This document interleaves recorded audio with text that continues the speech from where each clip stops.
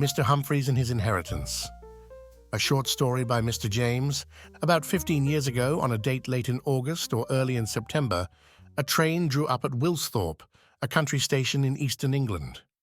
Out of it stepped, with other passengers, a rather tall and reasonably good-looking young man, carrying a handbag and some papers tied up in a packet.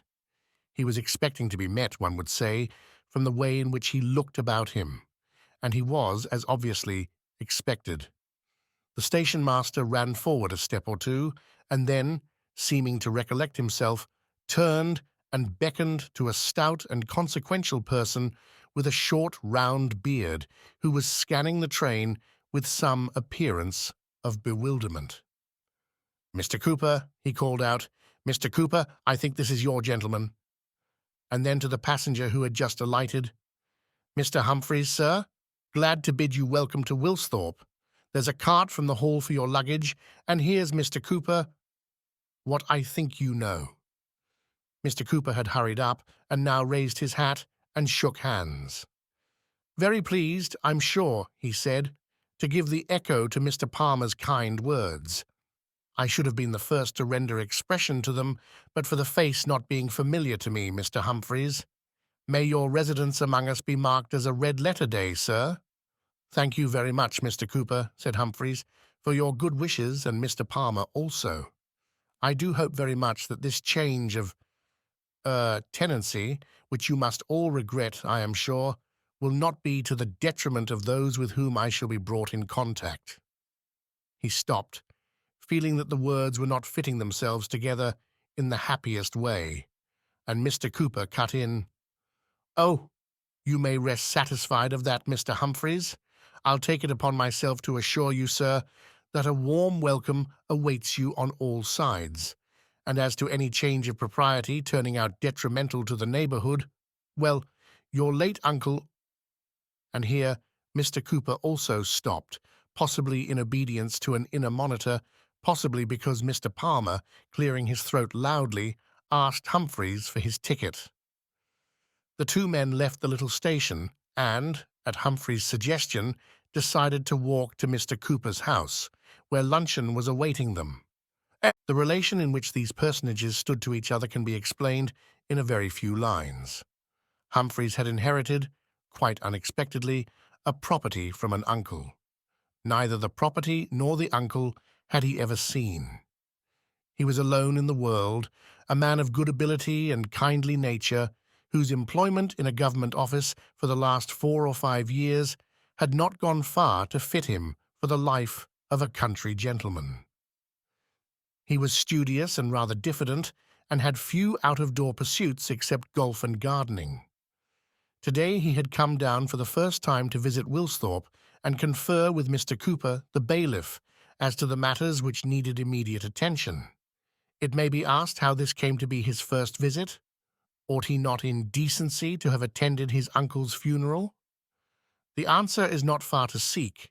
He had been abroad at the time of the death, and his address had not been at once procurable, so he had put off coming to Wilsthorpe till he heard that all things were ready for him. And now we find him arrived at Mr. Cooper's comfortable house, facing the parsonage, and having just shaken hands with the smiling Mrs. and Miss Cooper. And during the minutes that preceded the announcement of luncheon, the party settled themselves on elaborate chairs in the drawing-room, Humphreys, for his part, perspiring quietly in the consciousness that stock was being taken of him.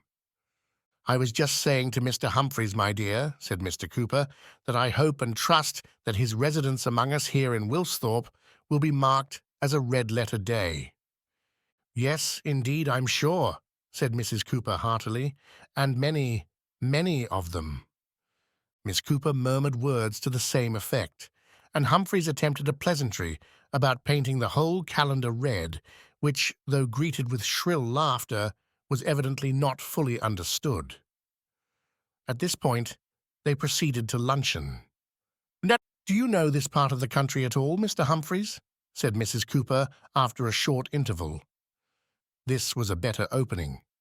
"No, I'm sorry to say I do not," said Humphreys. "It seems very pleasant, what I could see of it coming down in the train." Oh, it is a pleasant part. Really, I sometimes say I don't know a nicer district for the country, and the people round too, such a quantity always going on. But I'm afraid you've come a little late for some of the better garden parties, Mr. Humphreys. I suppose I have. Dear me, what a pity, said Humphreys with a gleam of relief. And then, feeling that something more could be got out of this topic. But after all, you see, Mrs. Cooper, even if I could have been here earlier, I should have been cut off from them, should I not? My poor uncle's recent death, you know. Oh dear, Mr. Humphreys, to be sure. What a dreadful thing of me to say. And Mr. and Miss Cooper seconded the proposition inarticulately. What must you have thought? I am so sorry. You must really forgive me. Not at all, Mrs. Cooper, I assure you. I can't honestly assert that my uncle's death was a great grief to me, for I had never seen him. All I meant was that I supposed I shouldn't be expected to take part for some little time in festivities of that kind. Now, really, it's very kind of you to take it in that way, Mr. Humphreys, isn't it, George? And you do forgive me? But only fancy, you never saw poor old Mr. Wilson. Never in my life. Nor did I ever have a letter from him. But by the way, you have something to forgive me for. I've never thanked you, except by letter, for all the trouble you've taken to find people to look after me at the Hall. Oh, I'm sure that was nothing, Mr. Humphreys, but I really do think that you'll find them give satisfaction. The man and his wife, whom we've got for the butler and housekeeper, we've known for a number of years. Such a nice, respectable couple, and Mr. Cooper, I'm sure, can answer for the men in the stables and gardens. Yes, Mr. Humphreys, they're a good lot. The head gardener's the only one who stopped on from Mr. Wilson's time. The major part of the employees, as you no doubt saw by the will, received legacies from the old gentleman and retired from their posts, and as the wife says, your housekeeper and butler are calculated to render you every satisfaction. So everything, Mr. Humphreys, is ready for you to step in this very day, according to what I understood you to wish, said Mrs. Cooper. Everything, that is, except company, and there I'm afraid you'll find yourself quite at a standstill. Only we did understand it was your intention to move in at once. If not, I'm sure you know we should have been only too pleased for you to stay here. I'm quite sure you would, Mrs. Cooper, and I'm very grateful to you. But I thought I had really better make the plunge at once. I'm accustomed to living alone, and there will be quite enough to occupy my evenings, looking over papers and books and so on, for some time to come. I thought if Mr. Cooper could spare the time this afternoon to go over the house and grounds with me— Certainly, certainly, Mr. Humphreys. My time is your own, up to any hour you please. Till dinner-time, father, you mean, said Miss Cooper. Don't forget we're going over to the Brasnets. And have you got all the garden keys? Are you a great gardener, Miss Cooper? Said Mr. Humphreys. I wish you would tell me what I'm to expect at the Hall. Oh, I don't know about a great gardener, Mr. Humphreys. I'm very fond of flowers, but the Hall garden might be made quite lovely, I often say.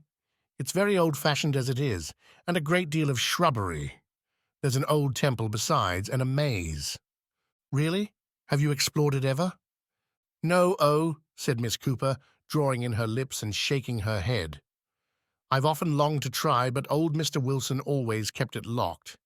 He wouldn't even let Lady Wardrop into it. She lives near here at Bentley, you know, and she's a great gardener, if you like. That's why I asked father if he had all the keys. I see. Well, I must evidently look into that and show you over it when I've learnt the way. Oh, thank you so much, Mr. Humphreys. Now I shall have the laugh of Miss Foster. That's our rector's daughter, you know. They're away on their holiday now. Such nice people. We always had a joke between us which should be the first to get into the maze. I think the garden keys must be up at the house, said Mr. Cooper, who had been looking over a large bunch. There is a number there in the library. Now, Mr. Humphreys, if you're prepared, we might bid good-bye to these ladies and set forward on our little tour of exploration. As they came out of Mr. Cooper's front gate, Humphreys had to run the gauntlet, not of an organized demonstration, but of a good deal of touching of hats and careful contemplation from the men and women who had gathered in somewhat unusual numbers in the village street. He had further to exchange some remarks with the wife of the lodge-keeper as they passed the park gates, and with the lodge-keeper himself, who was attending to the park road. I cannot, however, spare the time to report the progress fully. As they traversed the half-mile or so between the lodge and the house, Humphreys took occasion to ask his companion some question which brought up the topic of his late uncle, and it did not take long before Mr. Cooper was embarked upon a disquisition. "It is singular to think, as the wife was saying just now, that you should never have seen the old gentleman. And yet, you won't misunderstand me, Mr. Humphreys, I feel confident when I say that in my opinion there would have been but little congeniality betwixt yourself and him. Not that I have a word to say in deprecation, not a single word. I can tell you what he was," said Mr. Cooper, pulling up suddenly and fixing Humphreys with his eye. "Can tell you what he was in a nutshell, as the saying goes. He was a complete, thorough valetudinarian. That describes him to a T. That's what he was, sir, a complete valetudinarian. No participation in what went on around him. I did venture, I think, to send you a few words of cutting from our local paper, which I took the occasion to contribute on his decease. If I recollect myself aright, such is very much the gist of them. But don't, Mr. Humphreys," continued Cooper, tapping him impressively on the chest, "don't you run away with the impression that I wish to say aught but what is most creditable of your respected uncle and my late employer. Upright, Mr. Humphreys, open as the day, liberal to all in his dealings. He had the heart to feel and the hand to accommodate. But there it was. There was the stumbling block, his unfortunate health, or, as I might more truly phrase it, his want of health. Yes, poor man. Did he suffer from any special disorder before his last illness, which, I take it, was little more than old age?" "Just that, Mr. Humphreys, just that. The flash flickering slowly away in the pan," said Cooper, with what he considered an appropriate gesture, "the golden bowl gradually ceasing to vibrate. But as to your other question, I should return a negative answer. General absence of vitality? Yes. Special complaint? No, unless you reckon a nasty cough he had with him. Why, here we are pretty much at the house, a handsome mansion, Mr. Humphreys. Don't you consider?" It deserved the epithet on the whole, but it was oddly proportioned. A very tall, red brick house, with a plain parapet, concealing the roof almost entirely. It gave the impression of a town-house set down in the country. There was a basement and a rather imposing flight of steps leading up to the front door. It seemed also, owing to its height, to desiderate wings, but there were none. The stables and other offices were concealed by trees. Humphreys guessed its probable date as 1770 or thereabouts. The mature couple who had been engaged to act as butler and cook-housekeeper were waiting inside the front door and opened it as their new master approached. Their name, Humphreys already knew, was Calton. Of their appearance and manner he formed a favourable impression in the few minutes' talk he had with them. It was agreed that he should go through the plate and the cellar next day with Mr. Calton, and that Mrs. C. should have a talk with him about linen, bedding, and so on, what there was and what there ought to be. Then he and Cooper, dismissing the Caltons for the present, began their view of the house. Its topography is not of importance to this story. The large rooms on the ground floor were satisfactory, especially the library, which was as large as the dining room, and had 3 tall windows facing east. The bedroom prepared for Humphreys was immediately above it. There were many pleasant and a few really interesting old pictures. None of the furniture was new, and hardly any of the books were later than the 70s. After hearing of and seeing the few changes his uncle had made in the house, and contemplating a shiny portrait of him which adorned the drawing-room, Humphreys was forced to agree with Cooper that in all probability there would have been little to attract him in his predecessor. It made him rather sad that he could not be sorry, dolebat se dolere non possi, for the man who, whether with or without some feeling of kindliness towards his unknown nephew, had contributed so much to his well-being. For he felt that Wilsthorpe was a place in which he could be happy, and especially happy, it might be, in its library. And now it was time to go over the garden. The empty stables could wait, and so could the laundry. So to the garden they addressed themselves, and it was soon evident that Miss Cooper had been right in thinking that there were possibilities, also that Mr. Cooper had done well in keeping on the gardener. The deceased Mr. Wilson might not have, indeed plainly had not, been imbued with the latest views on gardening, but whatever had been done here had been done under the eye of a knowledgeable man, and the equipment and stock were excellent. Cooper was delighted with the pleasure Humphrey showed, and with the suggestions he let fall from time to time. "I can see," he said, "that you've found your meat here, Mr. Humphreys. You'll make this place a regular cynosure before very many seasons have passed over our heads. I wish Clutterham had been here, that's the head gardener, and here he would have been, of course, as I told you, but for his son's being horsed over with a fever, poor fellow. I should like him to have heard how the place strikes you." "Yes, you told me he couldn't be here today, and I was very sorry to hear the reason, but it will be time enough tomorrow. What is that white building on the mound at the end of the grass ride? Is it the temple Miss Cooper mentioned?" "That it is, Mr. Humphreys, the Temple of Friendship, constructed of marble brought out of Italy for the purpose by your late uncle's grandfather. Would it interest you perhaps to take a turn there? You get a very sweet prospect of the park." The general lines of the temple were those of the Sibyl's Temple at Tivoli, helped out by a dome, only the whole was a good deal smaller. Some ancient sepulchral reliefs were built into the wall, and about it all was a pleasant flavour of the grand tour. Cooper produced the key, and with some difficulty opened the heavy door. Inside there was a handsome ceiling, but little furniture. Most of the floor was occupied by a pile of thick, circular blocks of stone, each of which had a single letter deeply cut on its slightly convex upper surface. "What is the meaning of these?" Humphreys inquired. "Meaning? Well, all things we're told have their purpose, Mr. Humphreys, and I suppose these blocks have had theirs as well as another. But what that purpose is or was," Mr. Cooper assumed a didactic attitude here, "I, for one, should be at a loss to point out to you, sir. All I know of them, and it's summed up in a very few words, is just this, that they're stated to have been removed by your late uncle at a period before I entered on the scene from the maze. That, Mr. Humphreys, is—" "Oh, the maze!" exclaimed Humphreys. "I'd forgotten that. We must have a look at it. Where is it?" Cooper drew him to the door of the temple and pointed with his stick. "Guide your eye," he said, somewhat in the manner of the second elder in Handel's Susanna. "Far to the west, direct your straining eyes where yon tall home tree rises to the skies.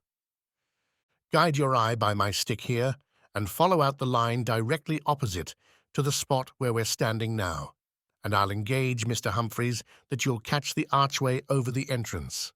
You'll see it just at the end of the walk, answering to the one that leads up to this very building.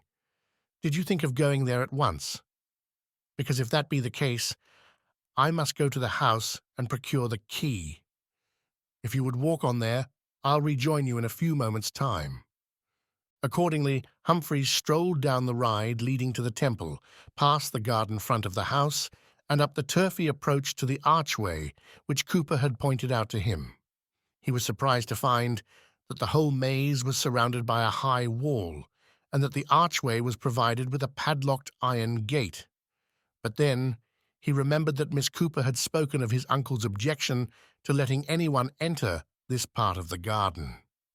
He was now at the gate, and still Cooper came not. For a few minutes he occupied himself in reading the motto cut over the entrance, Secretum meum mihi et filiis domus mei, and in trying to recollect the source of it. Then he became impatient and considered the possibility of scaling the wall. This was clearly not worthwhile. It might have been done if he had been wearing an older suit. Or could the padlock, a very old one, be forced? No, apparently not. And yet, as he gave a final irritated kick at the gate, something gave way, and the lock fell at his feet. He pushed the gate open, inconveniencing a number of nettles as he did so, and stepped into the enclosure. It was a yew maze of circular form, and the hedges, long untrimmed, had grown out and upwards to a most unorthodox breadth and height. The walks, too, were next door to impassable. Only by entirely disregarding scratches, nettle stings, and wet could Humphreys force his way along them. But at any rate, this condition of things, he reflected, would make it easier for him to find his way out again, for he left a very visible track. So far as he could remember, he had never been in a maze before, nor did it seem to him now that he had missed much. The dankness and darkness and smell of crushed goosegrass and nettles were anything but cheerful. Still, it did not seem to be a very intricate specimen of its kind. Here he was. By the way, was that Cooper arrived at last? No, very nearly at the heart of it, without having taken much thought as to what path he was following. Ah, there at last was the center, easily gained. And there was something to reward him. His first impression was that the central ornament was a sundial.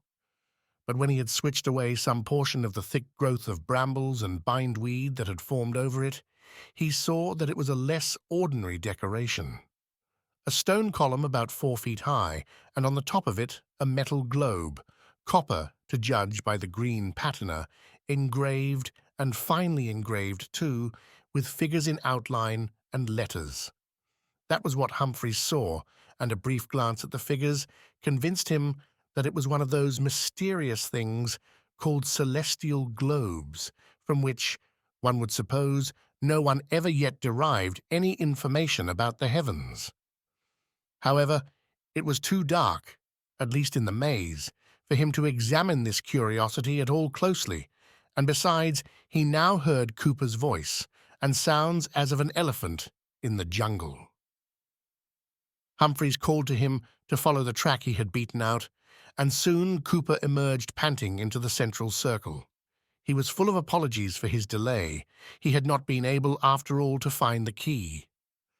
"But there," he said, "you've penetrated into the heart of the mystery, unaided and unannealed, as the saying goes. Well, I suppose it's a matter of 30 to 40 years since any human foot has trod these precincts. Certain it is that I've never set foot in them before. Well, well, what's the old proverb about angels fearing to tread? It's proved true once again in this case." Humphrey's acquaintance with Cooper, though it had been short, was sufficient to assure him that there was no guile in this illusion, and he forbore the obvious remark, merely suggesting that it was fully time to get back to the house for a late cup of tea, and to release Cooper for his evening engagement. They left the maze accordingly, experiencing well-nigh the same ease in retracing their path as they had in coming in. "Have you any idea," Humphreys asked, as they went towards the house, "why my uncle kept that place so carefully locked?" Cooper pulled up, and Humphreys felt that he must be on the brink of a revelation. "I should merely be deceiving you, Mr. Humphreys, and that to no good purpose if I laid claim to possess any information whatsoever on that topic. When I first entered upon my duties here, some 18 years back, that maze was word for word in the condition you see it now, and the one and only occasion on which the question ever arose within my knowledge was that of which my girl made mention in your hearing. Lady Wardrop, I've not a word to say against her, wrote applying for admission to the maze. Your uncle showed me the note, a most civil note, everything that could be expected from such a quarter. "Cooper," he said, "I wish you'd reply to that note on my behalf." "Certainly, Mr. Wilson," I said, for I was quite inured to acting as his secretary. "What answer shall I return to it?" "Well," he said, "give Lady Wardrop my compliments, and tell her that if ever that portion of the grounds is taken in hand, I shall be happy to give her the first opportunity of viewing it, but that it has been shut up now for a number of years, and I shall be grateful to her if she kindly won't press the matter." That, Mr. Humphreys, was your good uncle's last word on the subject, and I don't think I can add anything to it. Unless, added Cooper, after a pause, it might be just this, that so far as I could form a judgment, he had a dislike, as people often will for one reason or another, to the memory of his grandfather, who, as I mentioned to you, had that maze laid out. A man of peculiar tenets, Mr. Humphreys, and a great traveller. You'll have the opportunity, on the coming Sabbath, of seeing the tablet to him in our little parish church, put up, it was some long time after his death. Oh, I should have expected a man who had such a taste for building to have designed a mausoleum for himself. Well, I've never noticed anything of the kind you mention, and in fact, come to think of it, I'm not at all sure that his resting place is within our boundaries at all, that he lays in the vault. I'm pretty confident is not the case. Curious now that I shouldn't be in a position to inform you on that heading. Still, after all, we can't say, can we, Mr. Humphreys, that it's a point of crucial importance where the poor mortal coils are bestowed. At this point, they entered the house, and Cooper's speculations were interrupted. Tea was laid in the library, where Mr. Cooper fell upon subjects appropriate to the scene. A fine collection of books, one of the finest I've understood from connoisseurs in this part of the country. Splendid plates, too, in some of these works. I recollect your uncle showing me one with views of foreign towns. Most absorbing it was, got up in first-rate style. And another, all done by hand, with the ink as fresh as if it had been laid on yesterday. And yet, he told me, it was the work of some old monk hundreds of years back. I've always taken a keen interest in literature myself. Hardly anything to my mind can compare with a good hour's reading after a hard day's work. Far better than wasting the whole evening at a friend's house, and that reminds me, to be sure. I shall be getting into trouble with the wife if I don't make the best of my way home and get ready to squander away one of these same evenings. I must be off, Mr. Humphreys. And that reminds me, said Humphreys, if I'm to show Miss Cooper the maze tomorrow, we must have it cleared out a bit. Could you say a word about that to the proper person? Why, to be sure, a couple of men with scythes could cut out a track tomorrow morning. I'll leave word as I pass the lodge, and I'll tell them what'll save you the trouble, perhaps, Mr. Humphreys, of having to go up and extract them yourself, that they'd better have some sticks or a tape to mark out their way with as they go on. A very good idea. Yes, do that. And I'll expect Mrs. and Miss Cooper in the afternoon, and yourself about 10:30 in the morning. It'll be a pleasure, I'm sure, both to them and to myself, Mr. Humphreys. Good night. Humphreys dined at 8, but for the fact that it was his first evening and that Calton was evidently inclined for occasional conversation, he would have finished the novel he had bought for his journey. As it was, he had to listen and reply to some of Calton's impressions of the neighbourhood and the season. The latter, it appeared, was seasonable, and the former had changed considerably, and not altogether for the worse, since Calton's boyhood, which had been spent there. The village shop in particular had greatly improved since the year 1870. It was now possible to procure there pretty much anything you liked in reason, which was a conveniency, because suppose anything was required of a sudden, and he had known such things before now, he, Calton, could step down there, supposing the shop to be still open, and order it in, without he borrowed it of the rectory, whereas in earlier days it would have been useless to pursue such a course in respect of anything but candles, or soap, or treacle, or perhaps a penny child's picture book, and 9 times out of 10 it'd be something more in the nature of a bottle of whiskey you'd be requiring. Leastways, on the whole, Humphreys thought he would be prepared with a book in future. The library was the obvious place for the after-dinner hours. Candle in hand and pipe in mouth, he moved round the room for some time, taking stock of the titles of the books. He had all the predisposition to take interest in an old library, and there was every opportunity for him here to make systematic acquaintance with one, for he had learned from Cooper that there was no catalogue save the very superficial one made for purposes of probate. The drawing up of a catalogue raisonné would be a delicious occupation for winter. There were probably treasures to be found, too, even manuscripts, if Cooper might be trusted. As he pursued his round, the sense came upon him, as it does upon most of us in similar places, of the extreme unreadableness of a great portion of the collection. Editions of classics and fathers, and Picard's religious ceremonies, and the Harleian miscellany, I suppose, are all very well, but who is ever going to read Tostatus Abulensis, or Pineda on Job, or a book like this? He picked out a small quarto, loose in the binding, and from which the lettered label had fallen off, and observing that coffee was waiting for him, retired to a chair. Eventually, he opened the book. It will be observed that his condemnation of it rested wholly on external grounds.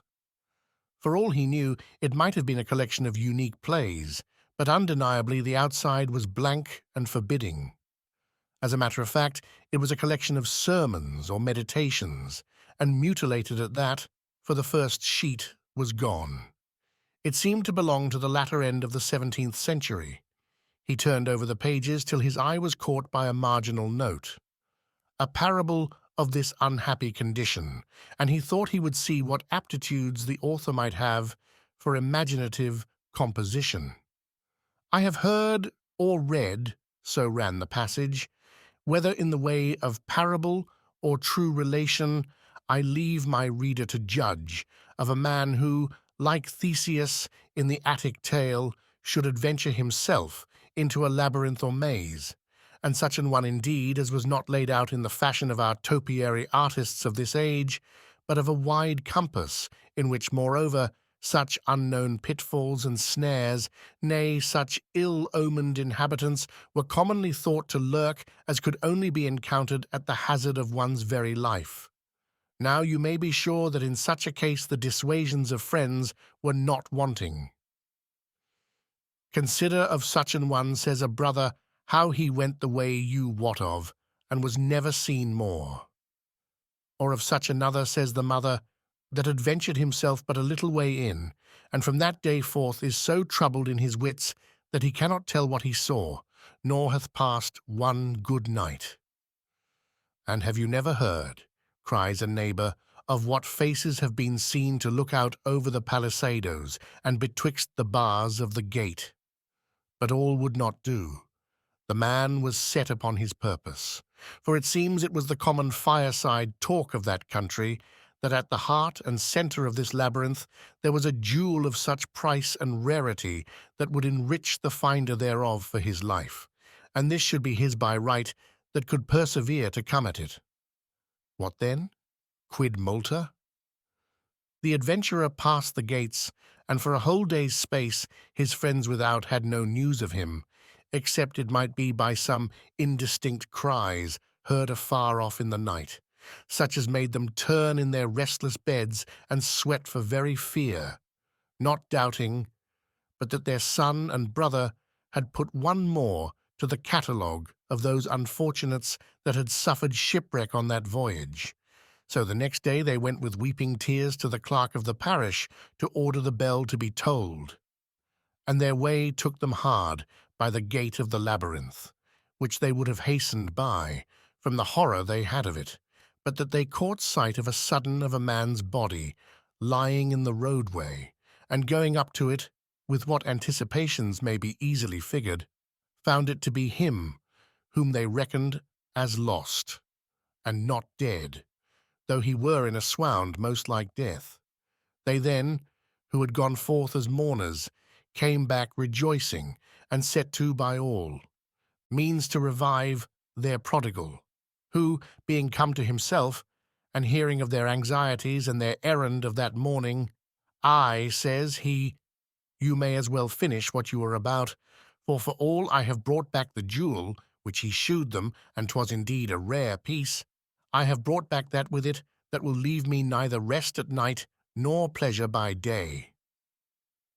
Whereupon they were instant with him to learn his meaning, and where his company should be, that went so sore against his stomach. Oh, says he, 'tis here in my breast, I cannot flee from it, do what I may. So it needed no wizard to help them to a guess that it was the recollection of what he had seen that troubled him so wonderfully. But they could get no more of him for a long time, but by fits and starts. However, at long and at last, they made shift to collect somewhat of this kind, that at first, while the sun was bright, he went merrily on, and without any difficulty reached the heart of the labyrinth and got the jewel, and so set out on his way back, rejoicing. But as the night fell, wherein all the beasts of the forest do move, he began to be sensible of some creature keeping pace with him, and, as he thought, peering and looking upon him from the next alley to that he was in, and that when he should stop, this companion should stop also, which put him in some disorder of his spirits. And indeed, as the darkness increased, it seemed to him that there was more than one, and it might be even a whole band of such followers. At least so he judged by the rustling and cracking that they kept among the thickets. Besides that, there would be at a time a sound of whispering, which seemed to import a conference among them. But in regard of who they were, or what form they were of, he would not be persuaded to say what he thought. Upon his hearers asking him what the cries were which they heard in the night, as was observed above, he gave them this account, that about midnight, so far as he could judge, he heard his name called from a long way off, and he would have been sworn it was his brother that so called him. So he stood still and hallooed at the pitch of his voice, and he supposed that the echo or the noise of his shouting disguised for the moment any lesser sound, because, when there fell a stillness again, he distinguished a trampling, not loud, of running feet coming very close behind him, wherewith he was so daunted that himself set off to run, and that he continued till the dawn broke. Sometimes, when his breath failed him, he would cast himself flat on his face, and hope that his pursuers might overrun him in the darkness. But at such a time they would regularly make a pause, and he could hear them pant and snuff, as it had been a hound at fault, which wrought in him so extreme an horror of mind that he would be forced to betake himself again to turning and doubling, if by any means he might throw them off the scent. And, as if this exertion was in itself not terrible enough, he had before him the constant fear of falling into some pit or trap, of which he had heard, and indeed seen with his own eyes, that there were several, some at the sides and other in the midst of the alleys, so that in fine, he said, a more dreadful night was never spent by mortal creature than that he had endured in that labyrinth, and not that jewel which he had in his wallet, nor the richest that was ever brought out of the Indies, could be a sufficient recompense to him for the pains he had suffered. I will spare to set down the further recital of this man's troubles, inasmuch as I am confident my reader's intelligence will hit the parallel I desire to draw. For is not this jewel a just emblem of the satisfaction which a man may bring back with him from a course of this world's pleasures? And will not the labyrinth serve for an image of the world itself, wherein such a treasure, if we may believe the common voice, is stored up? At about this point, Humphreys thought that a little patience would be an agreeable change, and that the writer's improvement of his parable might be left to itself. So he put the book back in its former place, wondering as he did so whether his uncle had ever stumbled across that passage, and if so, whether it had worked on his fancy so much as to make him dislike the idea of a maze and determined to shut up the one in the garden. Not long afterwards, he went to bed. The next day brought a morning's hard work with Mr. Cooper, who, if exuberant in language, had the business of the estate at his fingers' ends. He was very breezy this morning, Mr. Cooper had not forgotten the order to clear out the maze. The work was going on at that moment. His girl was on the tentacles of expectation about it. He also hoped that Humphreys had slept the sleep of the just, and that we should be favoured with a continuance of this congenial weather. At luncheon, he enlarged on the pictures in the dining room and pointed out the portrait of the constructor of the temple and the maze. Humphreys examined this with considerable interest. It was the work of an Italian, and had been painted when old Mr. Wilson was visiting Rome as a young man. There was indeed a view of the Colosseum in the background. A pale, thin face and large eyes were the characteristic features. In the hand was a partially unfolded roll of paper on which could be distinguished the plan of a circular building, very probably the temple, and also part of that of a labyrinth.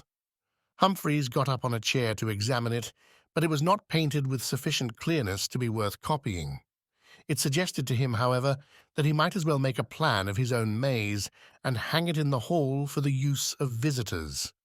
This determination of his was confirmed that same afternoon, for when Mrs. and Miss Cooper arrived, eager to be inducted into the maze, he found that he was wholly unable to lead them to the centre. The gardeners had removed the guide marks they had been using, and even Clutterham, when summoned to assist, was as helpless as the rest. The point is, you see, Mr. Wilson, I should say Humphreys, these mazes is purposely constructed so much alike with a view to mislead. Still, if you'll follow me, I think I can put you right. I'll just put my hat down here as a starting point. He stumped off, and after 5 minutes brought the party safe to the hat again. Now that's a very peculiar thing, he said with a sheepish laugh. I made sure I'd left that just over against a bramble bush, and you can see for yourself there ain't no bramble bush not in this walk at all. If you'll allow me, Mr. Humphreys, that's the name, ain't it, sir? I'll just call one of the men in to mark the place like. William Crack arrived, in answer to repeated shouts. He had some difficulty in making his way to the party. First he was seen or heard in an inside alley, then, almost at the same moment, in an outer one. However, he joined them at last, and was first consulted without effect, and then stationed by the hat, which Clutterham still considered it necessary to leave on the ground. In spite of this strategy, they spent the best part of 3/4 of an hour in quite fruitless wanderings, and Humphreys was obliged at last, seeing how tired Mrs. Cooper was becoming, to suggest a retreat to tea, with profuse apologies to Miss Cooper. At any rate, you've won your bet with Miss Foster, he said. You have been inside the maze, and I promise you the first thing I do shall be to make a proper plan of it with the lines marked out for you to go by. That's what's wanted, sir, said Clutterham. Someone to draw out a plan and keep it by them. It might be very awkward, you see, anyone getting into that place and a shower of rain come on, and them not able to find their way out again. It might be hours before they could be got out, without you'd permit of me making a short cut to the middle. What my meaning is, taking down a couple of trees in each edge in a straight line, so as you could get a clear view right through. Of course that'd do away with it as a maze, but I don't know as you'd approve of that. No, I won't have that done yet. I'll make a plan first and let you have a copy. Later on, if we find occasion, I'll think of what you say. Humphreys was vexed and ashamed at the fiasco of the afternoon, and could not be satisfied without making another effort that evening to reach the centre of the maze. His irritation was increased by finding it without a single false step.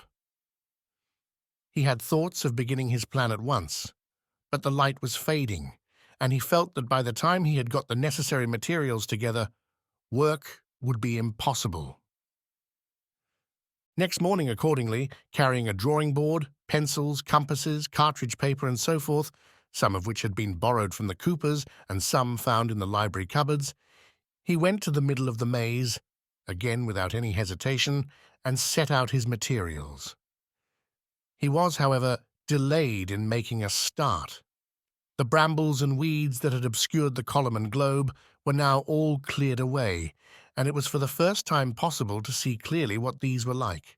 The column was featureless, resembling those on which sundials are usually placed. Not so the globe. I have said that it was finely engraved with figures and inscriptions, and that on a first glance Humphreys had taken it for a celestial globe. But he soon found that it did not answer to his recollection of such things. One feature seemed familiar. A winged serpent, Draco, encircled it about the place which, on a terrestrial globe, is occupied by the equator, but on the other hand, a good part of the upper hemisphere was covered by the outspread wings of a large figure, whose head was concealed by a ring at the pole or summit of the whole. Around the place of the head, the words Princeps Tenebrarum could be deciphered. In the lower hemisphere, there was a space hatched all over with cross lines and marked as Umbra Mortis. Near it was a range of mountains, and among them a valley with flames rising from it. This was lettered, will you be surprised to learn it, Vallis Filiorum Hinum. Above and below Draco were outlined various figures, not unlike the pictures of the ordinary constellations, but not the same. Thus, a nude man with a raised club was described, not as Hercules, but as Cain. Another, plunged up to his middle in earth and stretching out despairing arms, was Chor, not Ophiuchus, and a third, hung by his hair to a snaky tree, was Absalon. Near the last, a man in long robes and high cap, standing in a circle and addressing two shaggy demons who hovered outside, was described as Hostanes Magus, a character unfamiliar to Humphreys. The scheme of the whole, indeed, seemed to be an assemblage of the patriarchs of evil, perhaps not uninfluenced by a study of Dante.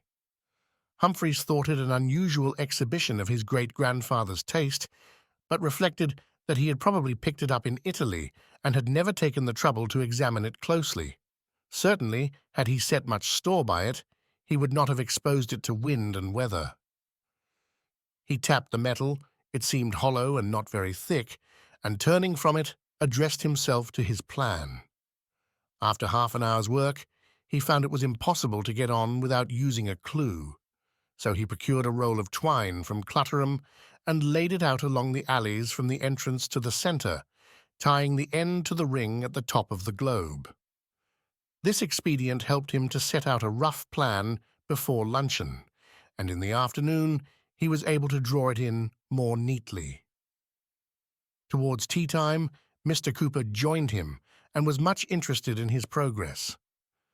"Now this," said Mr. Cooper, laying his hand on the globe and then drawing it away hastily. "Whew! Holds the heat, doesn't it? To a surprising degree, Mr. Humphreys. I suppose this metal, copper, isn't it, would be an insulator or conductor, or whatever they call it." "The sun has been pretty strong this afternoon," said Humphreys, evading the scientific point, "but I didn't notice the globe had got hot. No, it doesn't seem very hot to me," he added. "Odd," said Mr. Cooper. "Now I can't hardly bear my hand on it. Something in the difference of temperament between us, I suppose. I dare say you're a chilly subject, Mr. Humphreys. I'm not, and there's where the distinction lies.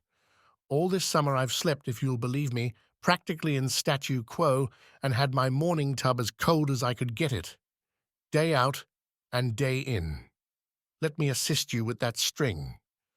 "It's all right, thanks. But if you'll collect some of these pencils and things that are lying about, I shall be much obliged. Now I think we've got everything, and we might get back to the house." They left the maze, Humphreys rolling up the clue as they went. The night was rainy. Most unfortunately, it turned out that, whether by Cooper's fault or not, the plan had been the one thing forgotten the evening before. As was to be expected, It was ruined by the wet. There was nothing for it but to begin again. The job would not be a long one this time. The clue, therefore, was put in place once more and a fresh start made. But Humphreys had not done much before an interruption came in the shape of Calton with a telegram. His late chief in London wanted to consult him. Only a brief interview was wanted, but the summons was urgent. This was annoying, yet it was not really upsetting. There was a train available in half an hour, and unless things went very cross, he could be back, possibly by 5 o'clock, certainly by 8. He gave the plan to Calton to take to the house, but it was not worthwhile to remove the clue. All went as he had hoped. He spent a rather exciting evening in the library, for he lighted tonight upon a cupboard where some of the rarer books were kept. When he went up to bed, he was glad to find that the servant had remembered to leave his curtains undrawn and his windows open. He put down his light and went to the window which commanded a view of the garden and the park. It was a brilliant moonlight night. In a few weeks' time, the sonorous winds of autumn would break up all this calm. But now, the distant woods were in a deep stillness. The slopes of the lawns were shining with dew. The colors of some of the flowers could almost be guessed. The light of the moon just caught the cornice of the temple and the curve of its leaden dome, and Humphreys had to own that, so seen, these conceits of a past age have a real beauty.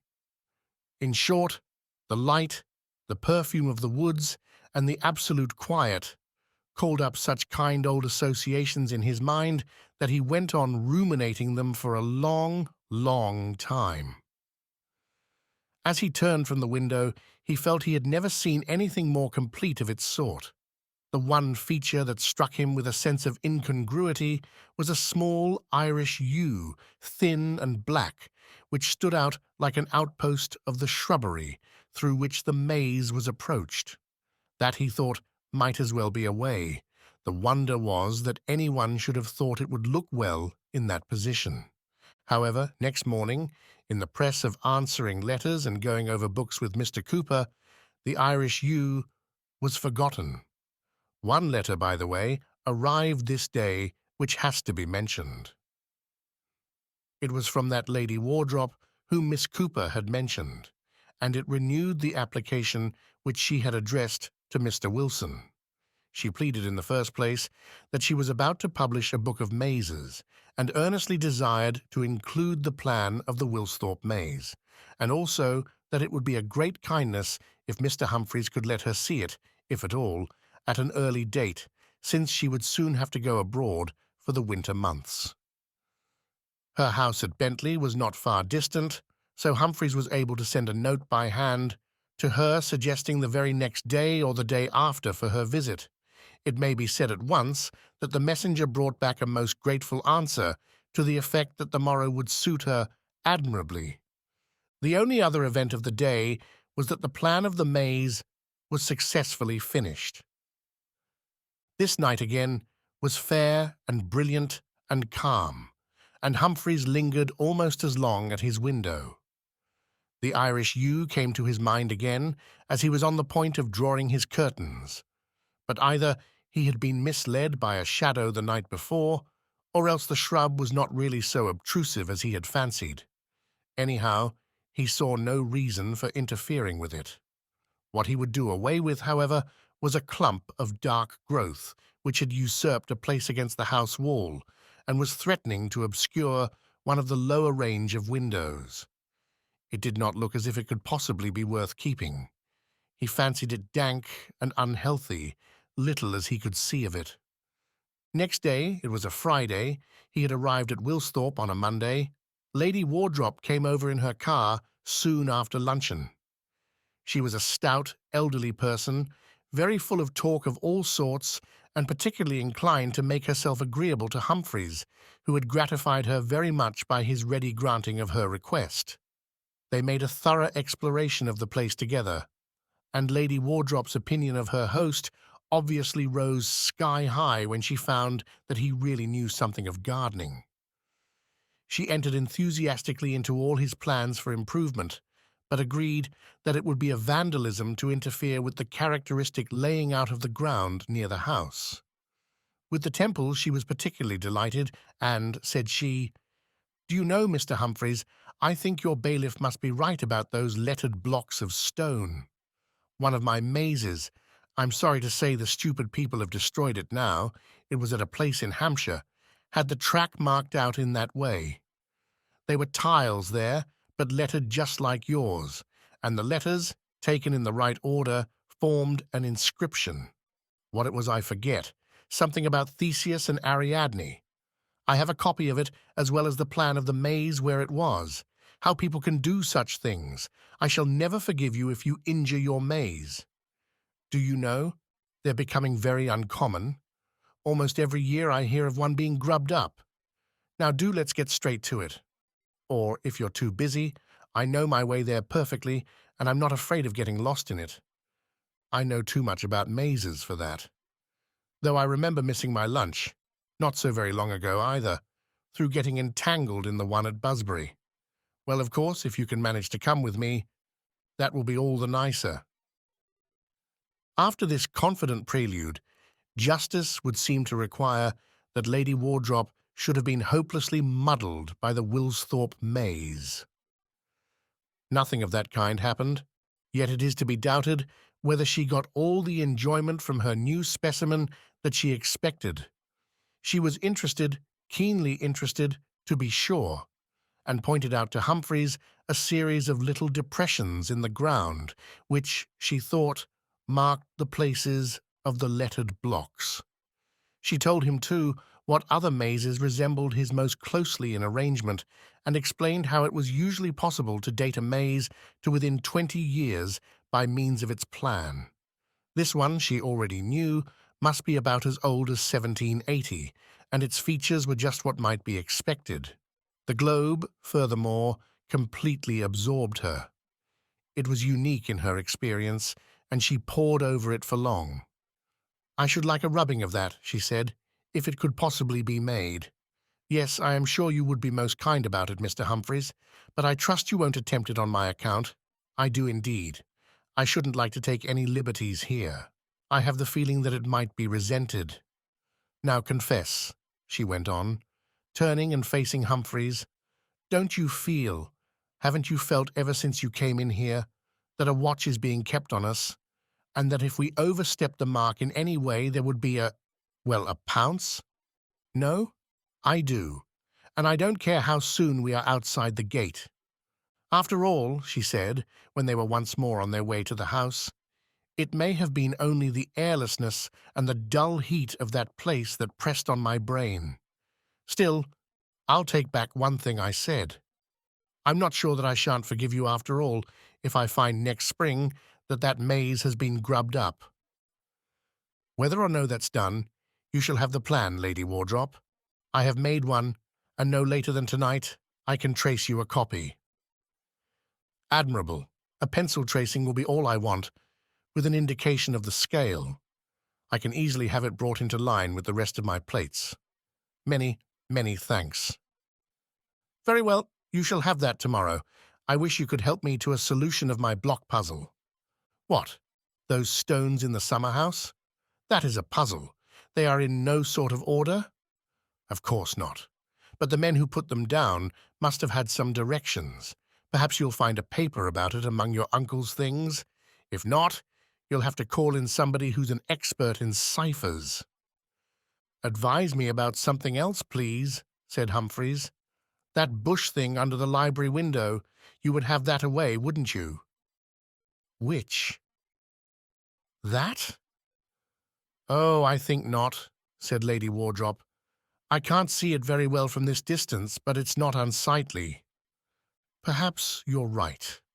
Only, looking out of my window, just above it, last night, I thought it took up too much room. It doesn't seem to, as one sees it from here, certainly. Very well, I'll leave it alone for a bit."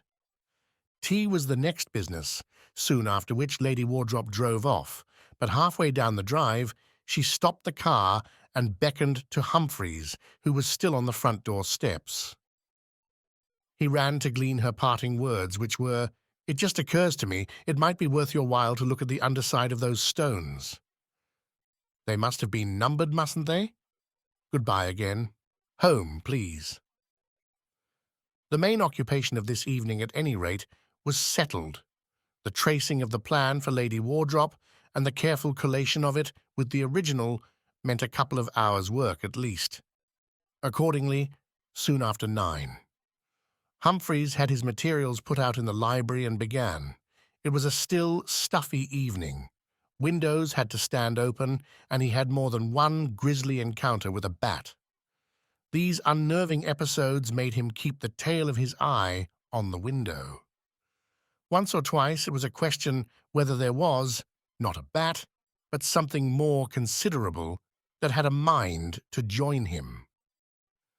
How unpleasant it would be if someone had slipped noiselessly over the sill and was crouching on the floor. The tracing of the plan was done. It remained to compare it with the original and to see whether any paths had been wrongly closed or left open. With one finger on each paper, he traced out the course that must be followed from the entrance. There were one or two slight mistakes, but here, near the center, was a bad confusion, probably due to the entry of the second or third bar. Before correcting the copy, he followed out carefully the last turnings of the path on the original. These, at least, were right. They led without a hitch to the middle space. Here was a feature which need not be repeated on the copy, an ugly black spot about the size of a shilling. Ink? No. It resembled a hole, but how should a hole be there? He stared at it with tired eyes. The work of tracing had been very laborious, and he was drowsy and oppressed. But surely this was a very odd hole. It seemed to go not only through the paper, but through the table on which it lay. Yes, and through the floor below that, down and still down, even into infinite depths. He craned over it, utterly bewildered. Just as, when you were a child, you may have pored over a square inch of counterpane until it became a landscape with wooded hills, and perhaps even churches and houses, and you lost all thought of the true size of yourself and it. So this hole seemed to Humphreys for the moment the only thing in the world. For some reason, it was hateful to him from the first, but he had gazed at it for some moments before any feeling of anxiety came upon him. And then it did come, stronger and stronger, a horror lest something might emerge from it, and a really agonizing conviction that a terror was on its way, from the sight of which he would not be able to escape. Oh yes, far, far down, there was a movement, and the movement was upwards, towards the surface. Nearer and nearer it came, and it was of a blackish-grey color with more than one dark hole. It took shape as a face, a human face, a burnt human face, and with the odious writhings of a wasp creeping out of a rotten apple, there clambered forth an appearance of a form, waving black arms prepared to clasp the head that was bending over them. With a convulsion of despair, Humphreys threw himself back, struck his head against a hanging lamp, and fell.